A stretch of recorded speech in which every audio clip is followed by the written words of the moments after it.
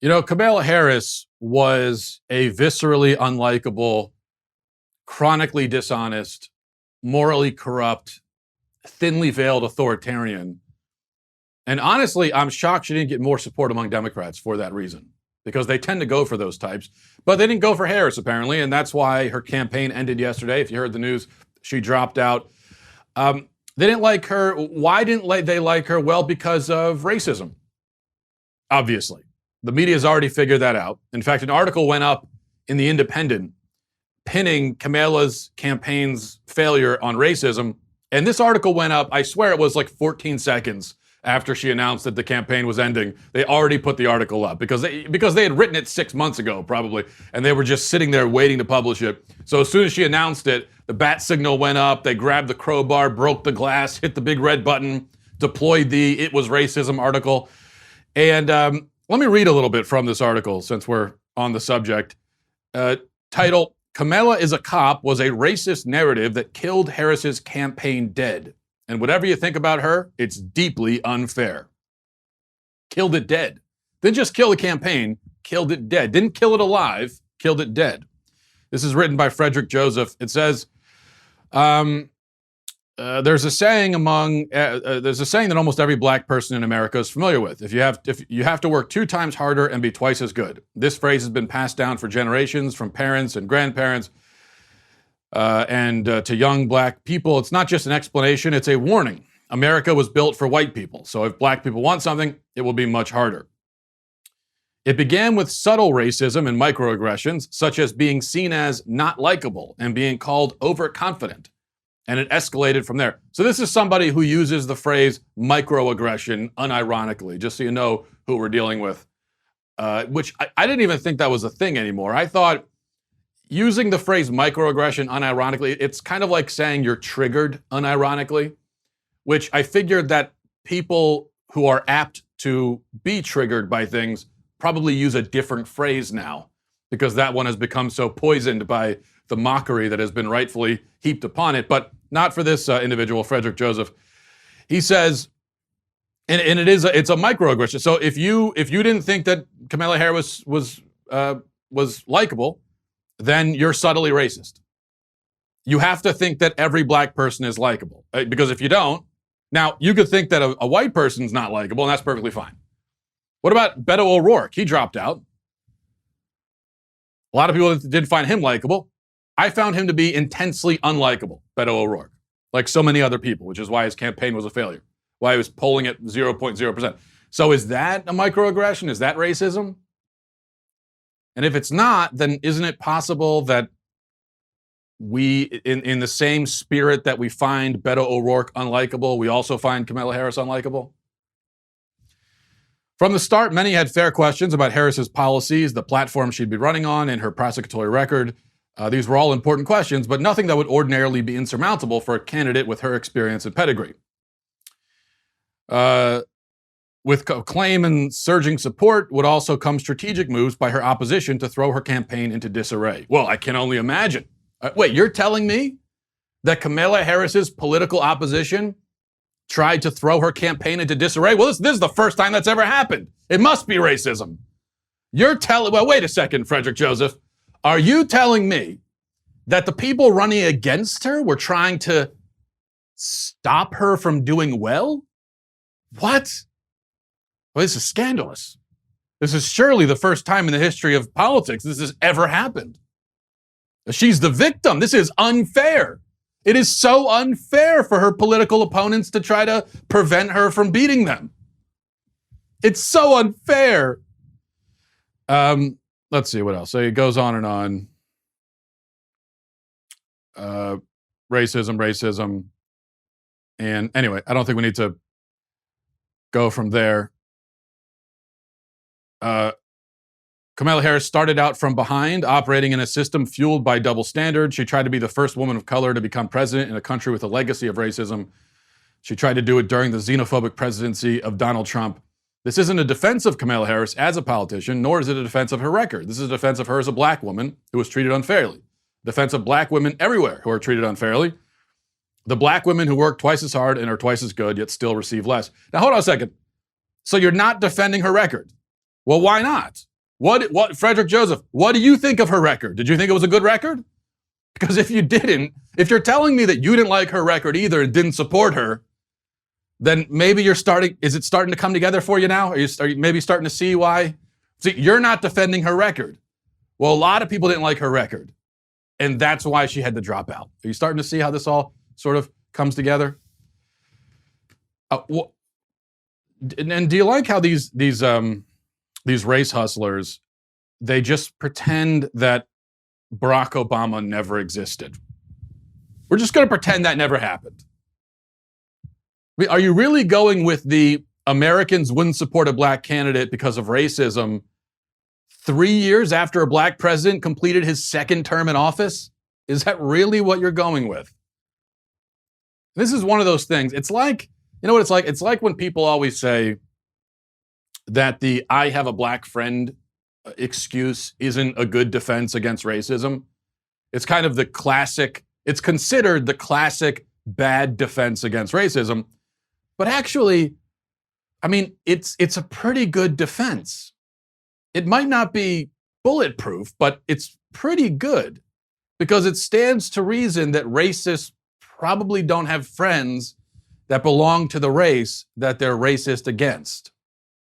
Just like, you know, if you call a guy an anti-Semite and then he tells you that, well, I just got back from my Jewish friend's daughter's bat mitzvah, it doesn't mean he's not an anti-Semite, but it's pretty good evidence that he isn't it? It's at least evidence in his favor. To act like it's not even evidence, like it can't even be brought into the discussion, is just absurd. Of course it can.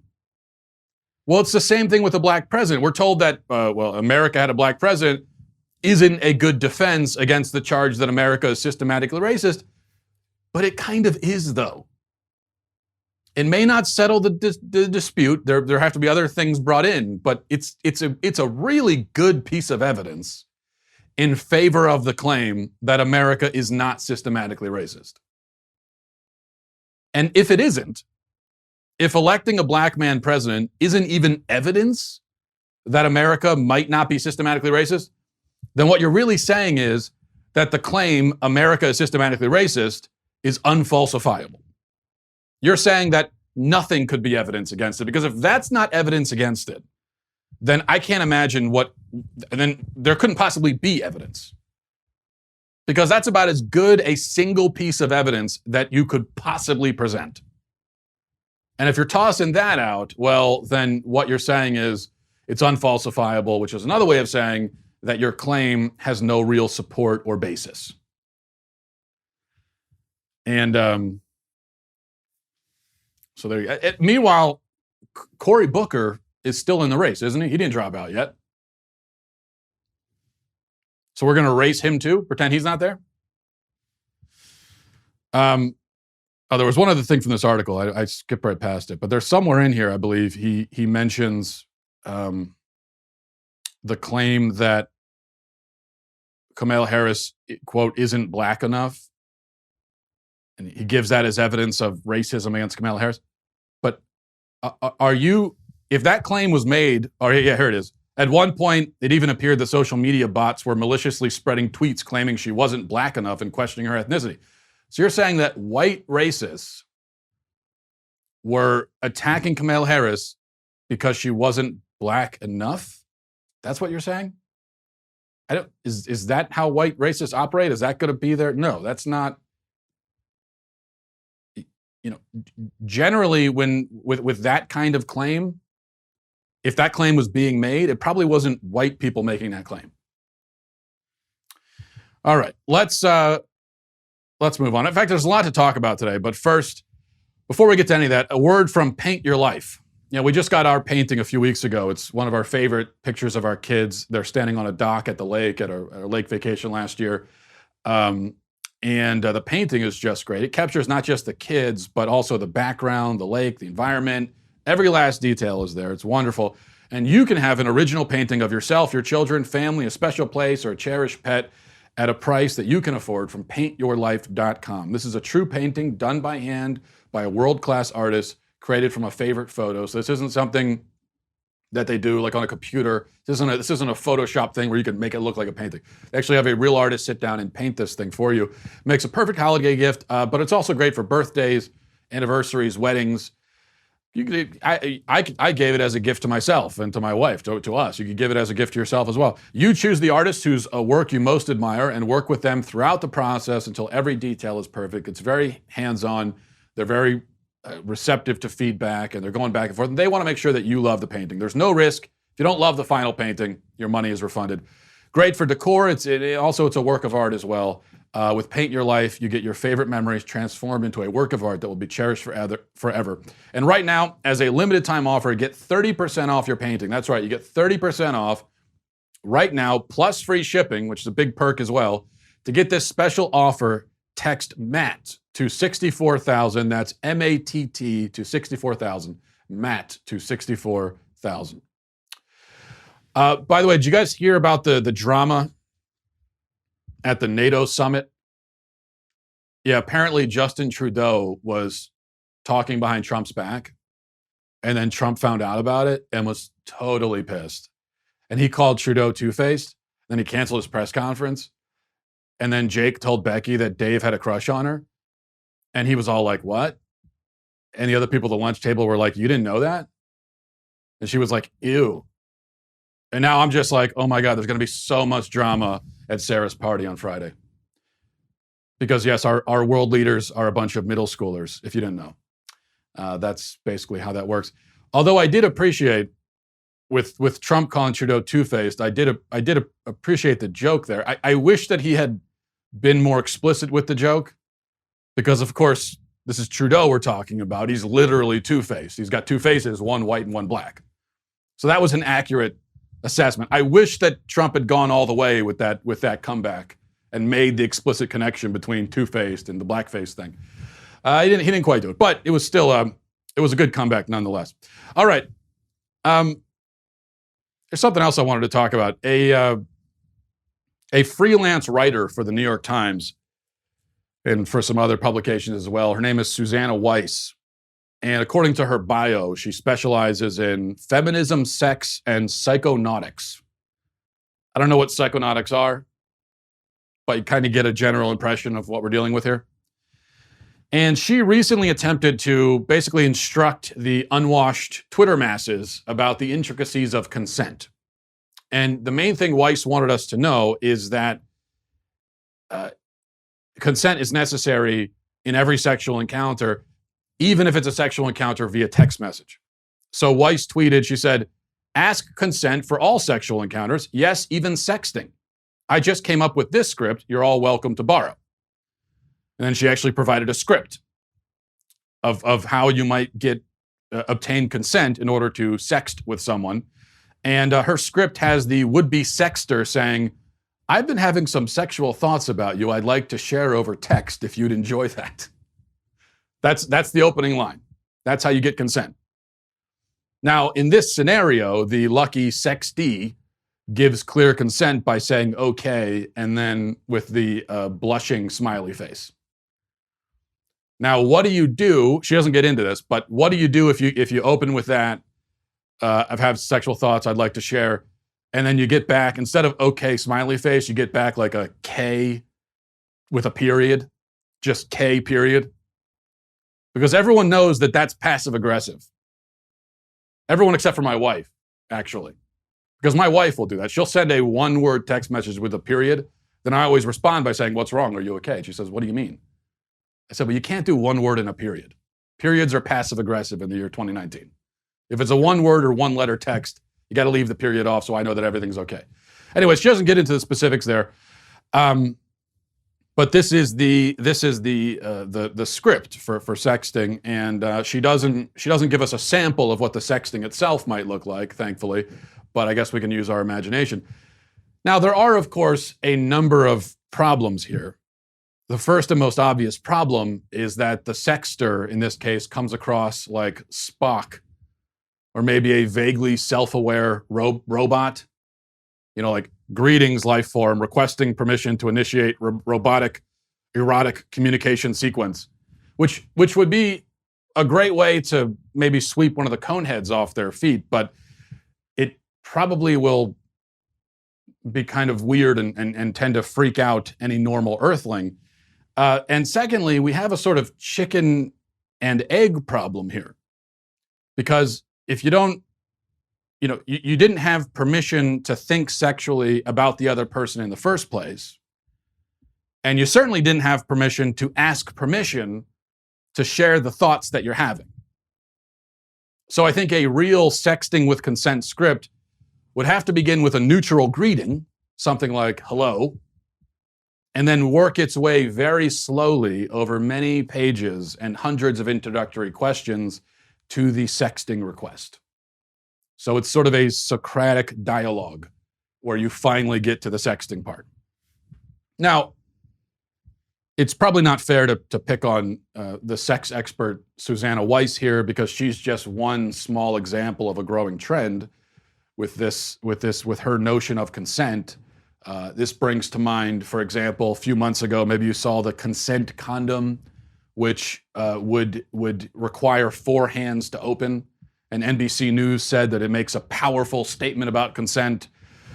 More troubling, certainly more dangerous, are the affirmative consent laws across the country, especially on college campuses.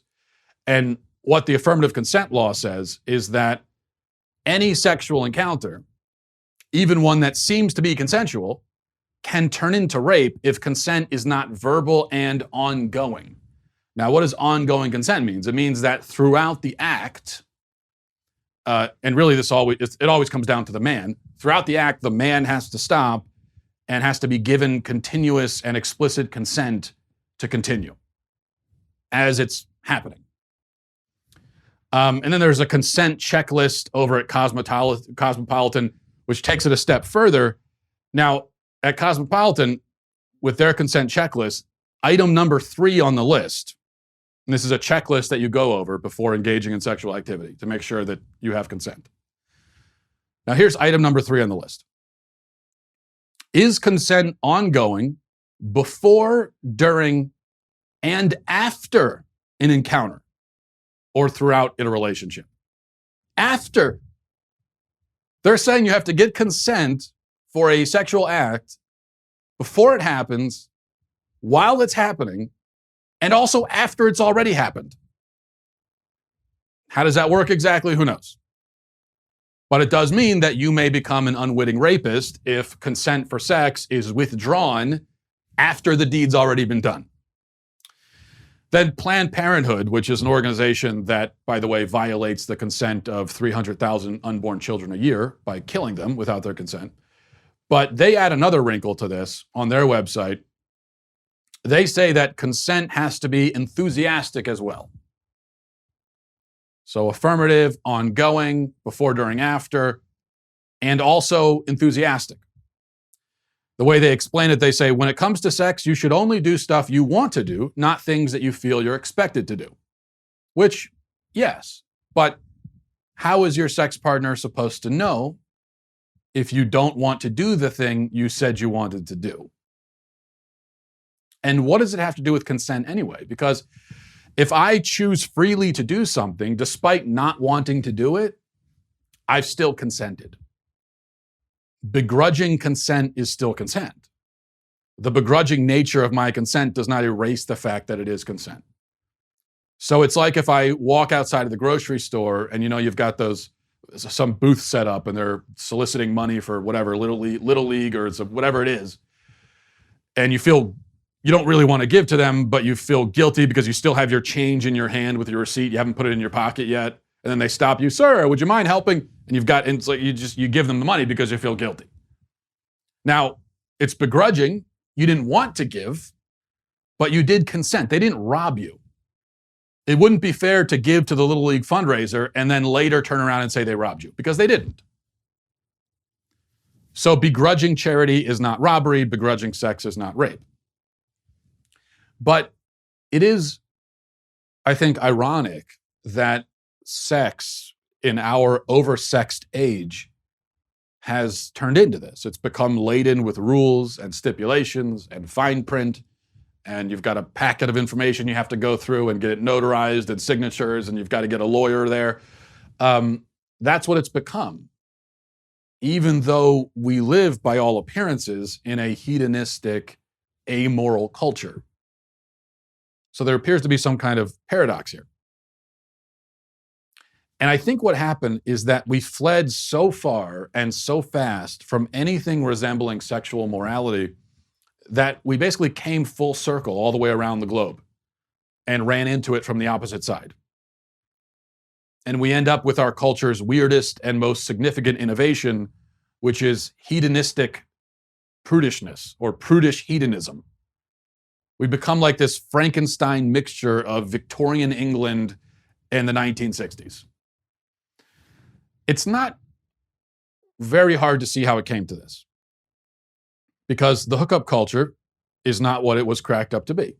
It is, in fact, as people like Susanna Weiss realize, it is fraught with danger. Physical danger, emotional danger, psychological danger, spiritual danger.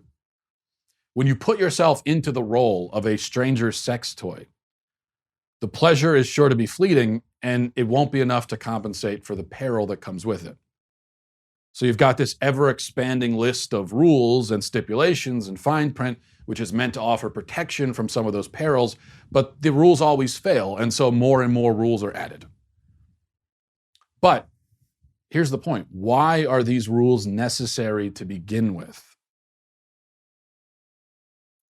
They're only necessary because we've thrown out the two ingredients, or the three ingredients, the main ingredients that make sex truly joyful and also truly safe. And those ingredients, as much as we hate to admit it, are love, devotion, commitment, also known as marriage.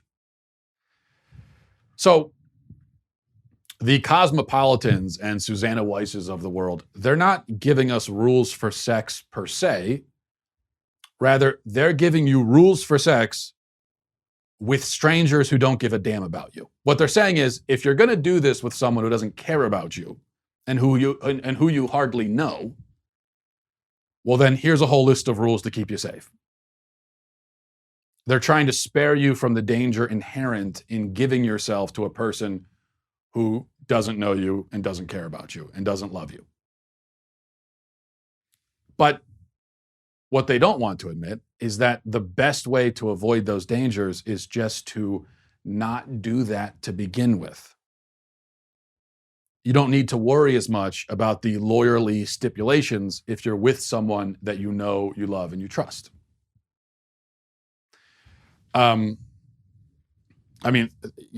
Think about with something like sexting. Now, I'll say on the record, probably not a good idea to sext anyone, even your spouse, because nothing you do on your phone is really private. And so I think everyone would do well to remember that with everything they do online and on their phones and on their computers. None of it is private. None of it ever will be. So just to keep that in mind. But part of what Susanna Weiss is getting at here is that, well, if you do this with someone, and you got to be careful, because if it's unsolicited, who knows what's going to happen? Maybe they'll call the cops on you. Maybe they'll take your sext and they'll put it online and they'll embarrass you. Yeah, but again, see, those are the dangers inherent when you're trying to act this way with someone you don't know and who's not your spouse.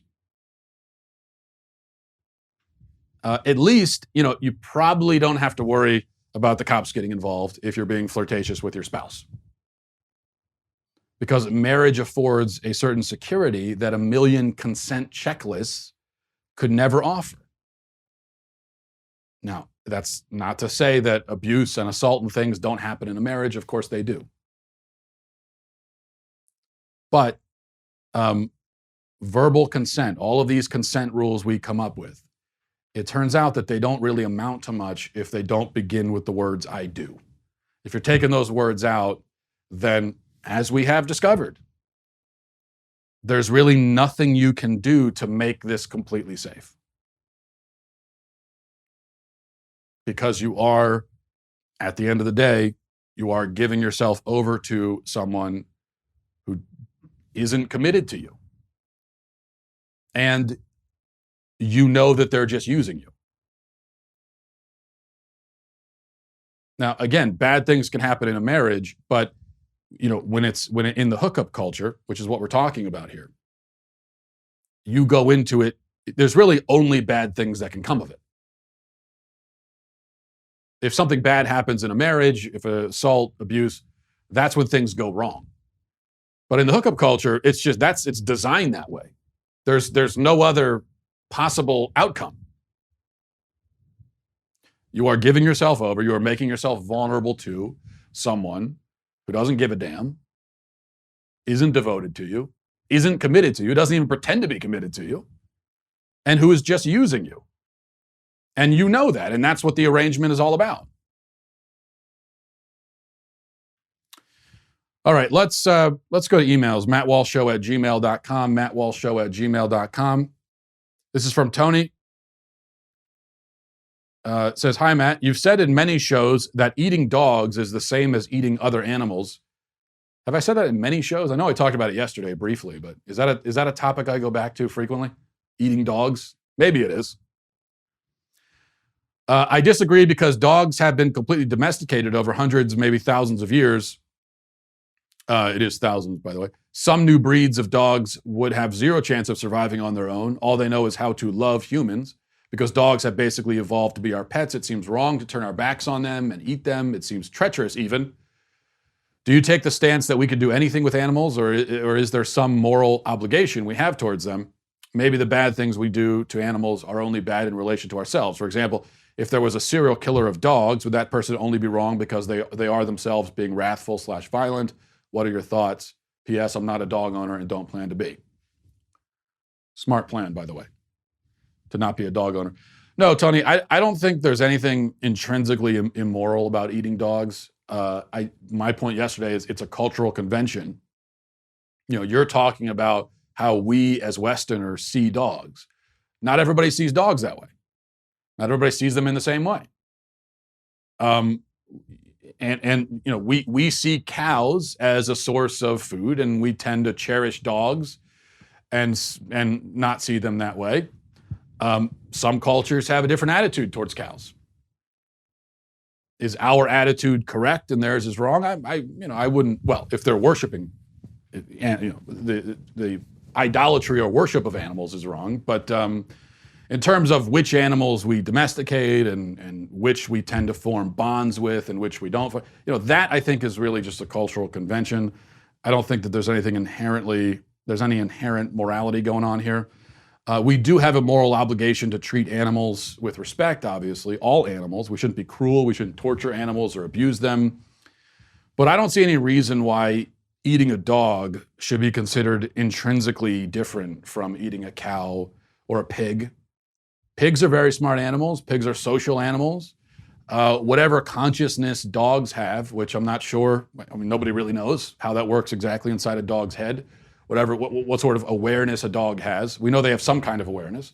It's not the same as people, but I don't think there's any reason to assume that a dog's awareness and consciousness and capacity for suffering is any greater than a pig's.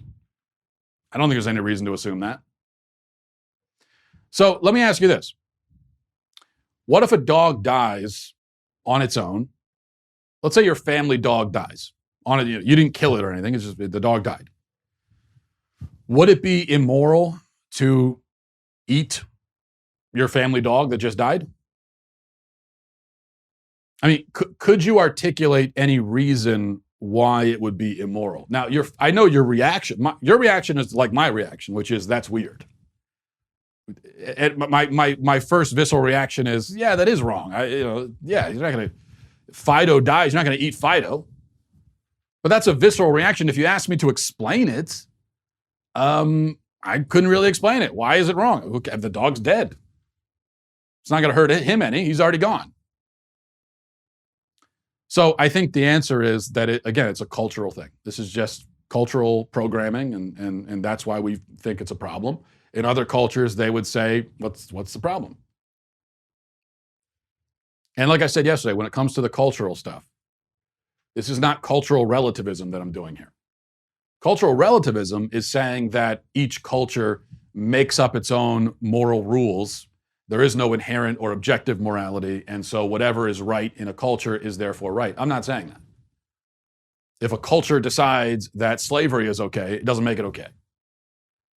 But there are some things that are just conventions, and I think that this is one of them. When it comes to your diet, okay, I think that's a classic example. Aside from things like cannibalism, this is a classic example of a cultural convention, and that's all. Let's see. This is from Matt. Says, Matt, love the show, and I appreciate your insight. Quick question. How would you refute Buddhism? Why does it seem that so many on the left are more likely to embrace Buddhism? Go Ravens. Yes, go Ravens. That's an interesting question, and the short answer is I don't know the answer to it because I'm not very familiar with Buddhism. Certainly not familiar enough about it to speak intelligently about it for very long.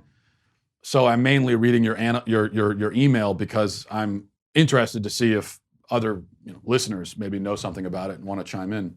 And this is something that I've thought about. It does seem like obviously Buddhism has an appeal in the West, especially among people on the left. Why is that exactly? It's an interesting question. Based on my very limited knowledge of Buddhism, I'll say first of all that I think you have to distinguish between Buddhism as a sort of system of thought, an outlook, a philosophy, even a self-help method. So there's that sort of Buddhism, and then you have Buddhism as a traditional religion with metaphysical claims. And I think many Buddhists do practice it as a religion and do believe the metaphysical claims of Buddhism. But the Western liberals who find Buddhism appealing, the ones you're talking about, they're not looking at it as a religion. They're going to it for more of the psychological aspects. Now, the reason why they would flock to Buddhism over Christianity, I think is easy enough to see. Christianity makes moral demands, whereas Buddhism in the form that they find appealing does not. I also think that even non-religious people have a desire, an innate desire for some kind of system, some kind of philosophy that brings order and meaning to life. And so that's why they're looking at Buddhism. But then I also think that we should acknowledge that Buddhism, as I understand it, does have certain insights into the human condition, insights about suffering, about contentment. And this is where I might start mangling things. But I think two of the main insights Buddhism offers from a psychological standpoint are, one, that to live is to suffer. Buddhists were not the first to think of that one, but it is an important insight. Suffering is a part of life. Okay, that's important. Yeah. And then number two, suffering is born from desire. So we suffer because of what we want. In all cases of suffering, you're suffering because something is not happening that you wish was happening, or something is happening that you wish was not happening. And that sums up all forms of suffering for human beings. It's your desire for a thing to stop or for a thing to start, as the case may be, that really creates suffering. So the Buddhist says, if you overcome desire, if you overcome attachment, if you become unattached from desire, if you live in the present moment while accepting all that is happening without wanting it to be different, then you'll overcome suffering and you'll be content. And I guess that's supposed to be Zen and so on.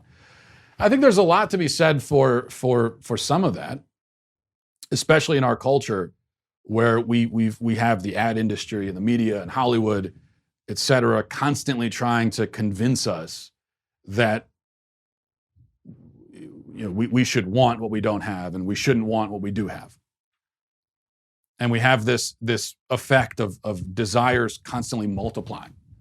And you turn on the TV and you develop a desire for something that you didn't even know existed before you turned it on. And so we're constantly wanting things we don't have, right? And so yes, the more that we focus on wanting what we don't have and not wanting what we do have, the more we will suffer. And yes, living in the present moment, accepting it for what it is a key to being content and healthy. I think that live in the moment is one of the wisest cliches that modern culture seems to seems to enjoy. Of all the cliches people say, I think living in the moment is actually, there's a lot of truth to that if you can manage it. And this is something that, again, this isn't just Buddhism. Jesus talks about this in the Sermon on the Mount. But I think that one of the problems, though, with Buddhism is the danger of making people too detached, even indifferent, because that's the balance and I think Jesus does a good job of this. But I think the Sermon on the Mount strikes this balance. I'm not sure how well Buddhism strikes it, where you want to live in the moment, you can't be obsessed with desires, but you also have to care. You should care about the suffering of others. You should care about the state of the world. You should care about the state of your soul. And there are good things that you should desire. You should desire holiness. You should desire happiness, the real happiness for yourself and for your family and your children, right? So maybe that's where some of the problems come in. But I said that I don't know a lot about it. I'm not going to talk about it. And then I talked about it for 15 minutes. So that's the way this generally goes. And now I will enjoy all the emails from people informing me that I know nothing about Buddhism, which is basically true. Let's go, let's see, we'll do one more here. This is from John, says, "Kind sir, while I do agree with you personally on practically all points on abortion, I am still pro-choice on a governmental level. And I see the pro-life position of any termination after conception being equivalent to murder, as a theocratic imposition. Sans God, the value of human life is arbitrary, so the line of what is or isn't murder is arbitrary as well. To call terminating a blastocyst murder hinges on the religious belief of inherent value of human life. It's obvious that many people in the country feel that at least at the earliest stages of development, an embryo doesn't equal a human life. That being the case, you must admit that your standard is exactly that, your standard, and the imposition of your belief on the other people would be theocratic. Even though science says life starts at conception, science can't assign value to life. Our Constitution, applying only to citizens, would necessarily exempt this life from constitutional protections on life, seeing how it clearly is not a U.S. citizen. How would it not be the height of theocracy to force your religious standards on others using the powers of the state? It seems to me all valuations of human life at any stage and in any form should be, for the purposes of non-theocratic state, completely arbitrary and drawn on a compromise of public consensus. Can't wait to hear why I'm wrong." Well, I agree with much of what you just said there, believe it or not, John. You say that without God, the value of human life is arbitrary. This is probably true. But you must see the problem for your position. I assume that you still think that murdering born humans should be illegal, right? Not to mention rape, slavery, kidnapping, theft, and so on. All of that should be illegal, I assume you would say. Well, by your logic, these are also theocratic impositions, as you say, because they all hinge on the belief, the doctrine of the value and dignity of human life. And that doctrine lies at the foundation of our country. It's very much a spiritual doctrine. So we can have this argument about whether or not America was founded on Christianity. America was not founded on Christianity, that much is clear. But it's also clear that it was founded on a belief in God, on a belief in the supernatural. And that's why it says in our founding documents, in the Declaration of Independence, everything there about created equal, everything about human rights that are inherent to human beings. Well, I have never heard I've never heard anyone explain what human rights could be without some sort of without introducing some element of the supernatural into it. Because without that, then human rights are, well, you said yourself, arbitrary. Where does it come from? Now, you could certainly argue that without God, the case against abortion is rather weak, because who says that unborn children have a right to life? What does it mean? Where does that right come from? Which, okay, fine, I agree with you. But then who says that anybody has a right to life? What does it mean for anyone to have a right to life or to have any other right to anything else? Where does that come from? And I'm not sure how an atheist solves that problem, but if you manage to solve it for born people, then I think you've also solved it for unborn people.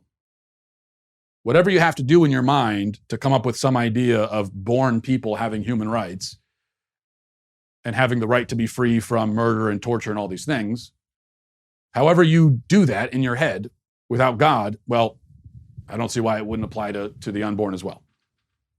But if you can't solve it,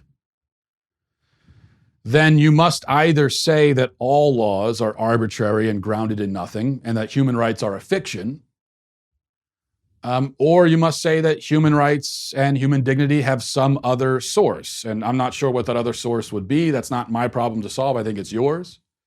But whatever that other source is, if it exists, it's the source from which the unborn draw as well. So I think that's the issue that you run up against. Now, if you want to take a totally nihilistic approach and say that life has no meaning, none of this means anything, there's no reason why anybody should be protected from murder or rape or anything else. And but we do it just because it makes it easier on us. It's easier to have a society if we all pretend that it's wrong to rape and murder and kill. If that's what you want to argue, then we could have that argument. But I think you have to make it clear that that's where you're coming from, as a nihilist who just doesn't value human life at all.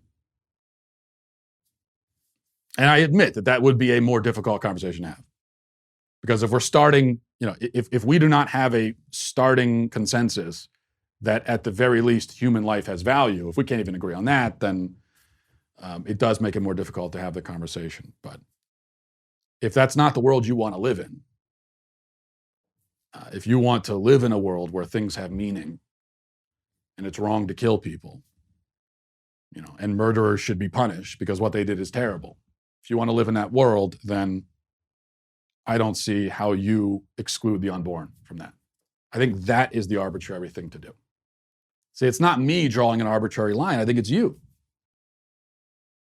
If you agree that human beings generally should be protected from these things, what I'm saying is, yeah, I agree. I'm with you. So these are human beings. Why exclude them? What reason is there to exclude them? I kind of would say that the burden of proof is on you to come up with a good reason for I think that our starting point, our default position, should just be assuming that all human beings in any stage of development should be protected from murder. I think that's our default. If you want to draw a line and start excluding people, then I think the burden of proof is on you to explain your reason for that. And I don't think that you've done that here. But I appreciate the email, though. And I appreciate everybody for listening and watching. Have a great day. Godspeed.